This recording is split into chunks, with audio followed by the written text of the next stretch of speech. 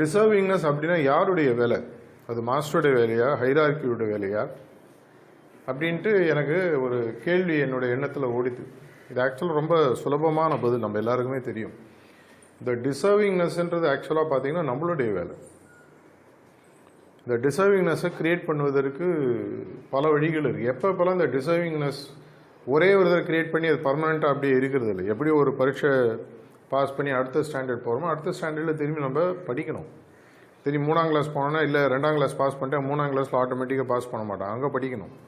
அங்கே அந்த டிசர்விங்னஸை கிரியேட் பண்ணால் அந்த கிளாஸில் இருக்கிற டீச்சரோ இல்லை இந்த பரீட்சை எழுதக்கூடிய திருத்தக்கூடிய வாத்தியாரோ சரி பையன் எழுதியிருக்கான், படிச்சிருக்கான், தெரியுதுன்னு சொல்லி கொடுப்பாங்க. இந்த டிசர்விங்னஸ் ஒவ்வொரு பாயிண்டில் போகும்போது இன்னும் ஆக்சுவலாக கஷ்டம்.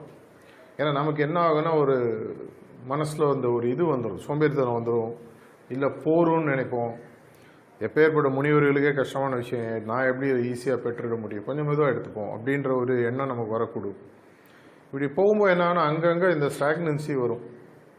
ஸ்டாக்னன்ட் வாட்டர் ஸ்ட்ரிங்ஸ்ன்னு இங்கிலீஷில் சொல்லுவாங்க. தேங்கிய தண்ணீர் கொஞ்ச நாளில் நாற்றம் அடிக்க ஆரம்பிக்கும். உங்களுக்கே தெரியும், வீட்டில் அரிசி ஒரு டப்பாவில் வெறும் மூடி போட்டு வச்சுட்டு போயிடுங்க.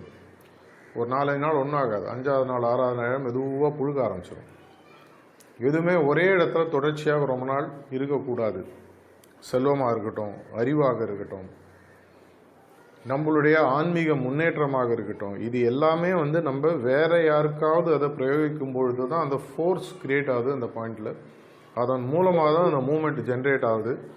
இந்த மூமெண்ட் ஜென்ரேட் ஆவதற்கு பல வழிகள் நமக்கு எல்லாருக்குமே இருக்குது. இதில் ஒரு முக்கியமான வழி, நம்மளுடைய ப்ராக்டிஸை அந்தளவுக்கு இன்டென்ஸாக பண்ணணும்.